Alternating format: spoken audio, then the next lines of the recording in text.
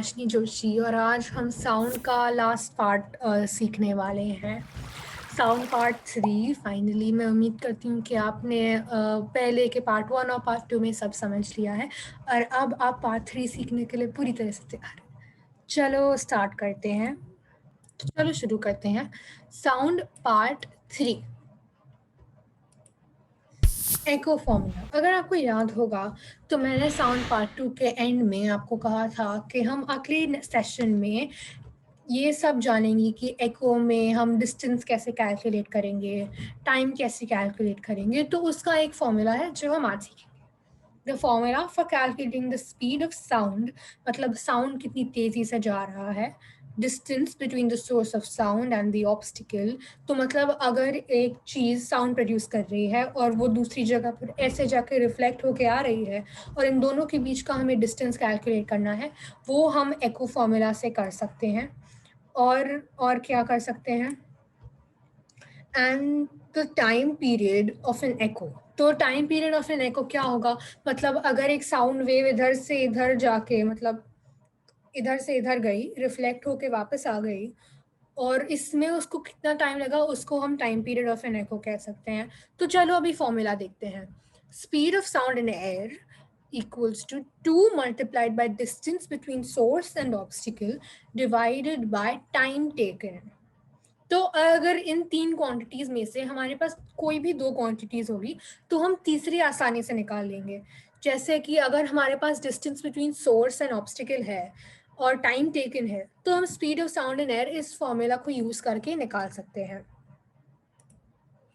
सोनार और एको साउंडिंग। अब इस बार शायद आपने पहले सुना होगा इसका नाम, पर बराबर से इसकी पढ़ाई नहीं की होगी। तो चलो देखते हैं और अंडरस्टैंड करते हैं कि असल में है क्या। The process of calculating the position of an obstacle। अब position of an obstacle से हम क्या समझते हैं? obstacle कुछ रिफ्लेक्टर भी हो सकता है। तो जैसे कि मैंने आपको बोला कि अगर ये सोर्स ऑफ साउंड है, ये साउंड वेव वैसे जा रही है और वैसे वापस आ रही है, तो ये जो चीज़ है उसको हम ऑब्स्टिकल बोल सकते हैं। अब पोजीशन ऑफ एन ऑब्स्टिकल में क्या आएगा, जैसे कि वो ऑब्स्टिकल हमसे कितनी दूर है, क्या वो ऑब्स्टिकल मूव हो रहा है, अगर मूव हो रहा है तो हमसे दूर जा रहा है या हमारे पास आ रहा है, और कितनी तेजी से मूव हो रहा है। So the process of calculating the position of an obstacle by producing echo।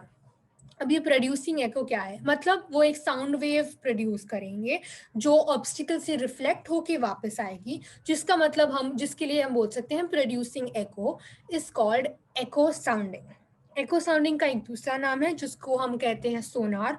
This is also called sonar which stands for sound navigation and range. अभी इसके रियल लाइफ एग्जांपल्स देखते हैं। आपको लग रहा होगा कि ये जो एको साउंडिंग का जो मेथड है वो असल में यूज कहाँ होता होगा।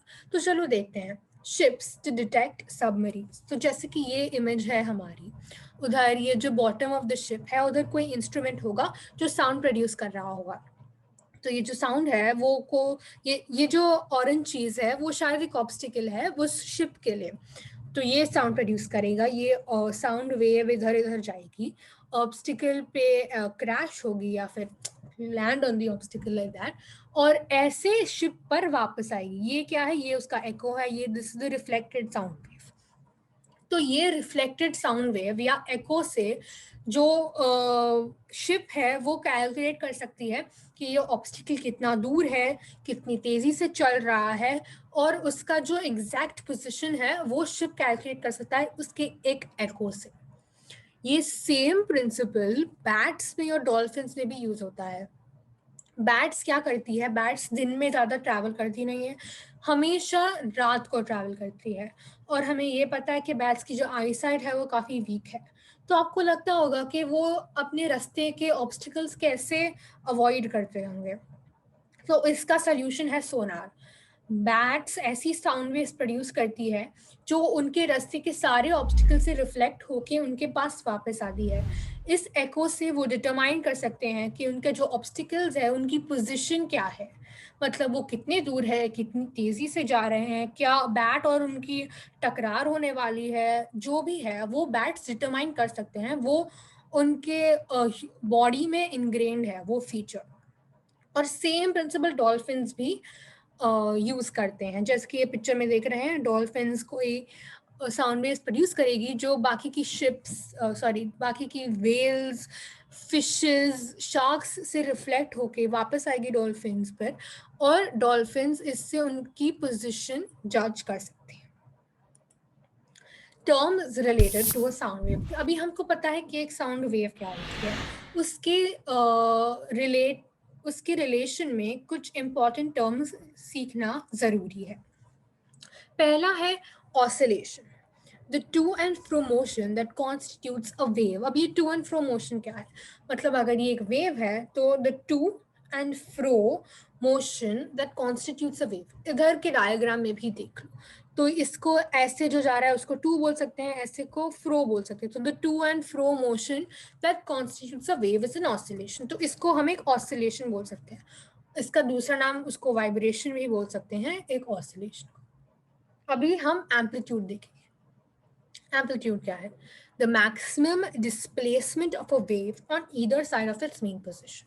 अभी ये डायग्राम में मीन पोजिशन ये हॉरिजॉन्टल लाइन है, मैक्सिमम डिस्प्लेसमेंट मतलब वो मैक्सिमम कितना दूर गया उसके मीन पोजिशन से, उसको हम एम्पलीट्यूड कह सकते हैं। तो मैक्सिमम इतना दूर गया ऊपर और मैक्सिमम इतना दूर गया नीचे, तो इधर से इधर का जो डिस्टेंस है या इधर से इधर का जो डिस्टेंस है उसको हम एम्पलीट्यूड कह सकते हैं। अभी फ्रीक्वेंसी क्या होता है, frequency is the number of waves produced by the source in 1 second. तो एक सपोज एक सोर्स ऑफ साउंड है और वो कंटिन्यूसली साउंड वेव्स प्रोड्यूस कर रहा है, और अगर हमने कैलकुलेट किया कि 1 सेकंड में उसने 20 साउंड वेव्स प्रोड्यूस की, तो उस सोर्स ऑफ साउंड की जो फ्रीक्वेंसी होगी वो 20 हर्ट्स होगी। हर्ट्स फ्रीक्वेंसी का यूनिट है। Lastly time period, time taken by a wave to complete one oscillation. अभी हमको पता है ऑसिलेशन क्या होता है, मतलब इधर से इधर आना। तो फिर इसका टाइम पीरियड क्या है, मतलब एक वेव को इधर आने में कितना टाइम लगा, उसको हम time period of a wave कह सकते हैं। और क्या प्रॉपर्टीज है, Audible and inaudible sound. Audible से हम क्या समझते हैं, ऑडिबल मतलब वैसा साउंड जो हम आसानी से सुन सकते हैं। आसानी से मतलब वो साउंड जो हम सुन सकते हैं। इनऑडिबल मतलब वो साउंड जो ह्यूमन यानी कि हम बिल्कुल नहीं सुन सकते। तो ऐसे प्रकार के 3 साउंड्स हैं, there is infrasonic sound, sonic sound and ultrasonic sound. Infrasonic sound की जो फ्रीक्वेंसी है वो 20 हर्ट्ज के से नीचे है। तो ऐसी जो साउंड होती है जो 20 हर्ट्ज के नीचे होती है वो हम ह्यूमंस को सुनाई नहीं देती है। दूसरी प्रकार की साउंड है सोनिक साउंड, इनकी जो फ्रीक्वेंसी है वो 20 हर्ट्ज और 20,000 हर्ट्ज के बीच में आती है। ऐसा जो साउंड है वो ह्यूमंस सुन सकते हैं, वो हम सुन सकते हैं। ये हमारे ह्यूमन बॉडी में इनग्रेन है कि हम सिर्फ ये फ्रीक्वेंसी के साउंड सुन सकते हैं। फिर हमारे पास है अल्ट्रासोनिक साउंड। अल्ट्रासोनिक साउंड की फ्रीक्वेंसी क्या है, 20,000 हर्ट्ज से भी ऊपर। ये साउंड ह्यूमंस बिल्कुल नहीं सुन सकते। ऐसा साउंड कौन सुन सकता है, ये जैसे कि पिक्चर में देख सकते हैं कि 20,000 हर्ट्ज की जो ऊपर की फ्रीक्वेंसी होती है वो साउंड बैट्स और उनके प्रकार के दूसरे एनिमल सुन सकते हैं। 20 हर्ट्ज के बिलो वाली एलिफेंट सुन सकते हैं, 20 हर्ट्ज से 20,000 हर्ट्ज वाली हम ह्यूमन सुन सकते हैं। अभी हम जानेंगे कैरेक्टरिस्टिक्स ऑफ साउंड। साउंड की जो वेव्स होती है उनकी कैरेक्टरिस्टिक्स क्या होती है, लाउडनेस, पिच और क्वालिटी। लाउडनेस क्या है, depends on the amplitude of a sound wave. Amplitude हम जाना कि ये जो मीन पोजीशन है इधर से इधर का जो डिस्टेंस है उसको एम्पलीट्यूड कहेंगे, मतलब जितना ज़्यादा डिस्टेंस है मीन पोजीशन और वेव में उतना ज़्यादा लाउड एक साउंड है। Differentiates a loud sound from a फेंट वन। एक लाउड साउंड का बेसिक एग्जांपल, अगर कोई चिल्ला रहा है तो उसको हम लाउड साउंड को बोल सकते हैं, और अगर कोई आपके कान में विस्पर कर रहा है तो उसको हम फेंट साउंड बोल सकते हैं। अभी पिच क्या होता है, depends on the frequency of a sound wave. तो फ्रीक्वेंसी हमको पता है, number of waves produced in 1 second. तो अगर बहुत ज्यादा वेव्स प्रोड्यूस हो रही हैं तो वो एक श्रिल साउंड देगा, और अगर बहुत कम वेव्स प्रोड्यूस हो रही है तो वो एक बेस साउंड देगा। अभी लास्टली हम क्वालिटी सीखेंगे। अगर आपके पास 2 दोस्त हैं, पहला दोस्त आपसे एक एम्पलीट्यूड और एक पहला दोस्त की जो आवाज़ है उसकी एक एम्पलीट्यूड है और उसकी एक फ्रीक्वेंसी है। समझो कि इसकी आवाज़ की जो एम्पलीट्यूड और फ्रीक्वेंसी है वो दूसरे दोस्त से बिल्कुल मिलती जुलती है। फिर भी अगर आप इन दोनों साउंड्स को सुनेंगे तो आप डिफरेंशिएट कर पाएंगे, मतलब अगर आपको दोनों साउंड्स सुनाई दे आप पता लगा सकते हैं कि एक साउंड कौन से दोस्त की है और दूसरी साउंड कौन से दोस्त की है। इसका रीज़न है क्वालिटी। दोनों की आवाज़ की जो क्वालिटी है वो तो अलग है, लाउडनेस और पिच सेम हो लेकिन क्वालिटी अलग है। इसको हम क्वालिटी ऑफ साउंड कह सकते हैं। देयर इज लाउडनेस, पिच और क्वालिटी। Thank you. ये था साउंड का एंड। अभी हम अगली बार मिलेंगे। मैं बहुत एक्साइटेड हूँ उसके लिए। उम्मीद करती हूँ आपको सब कुछ समझ आ गया। Looking forward to the next class. Thank you.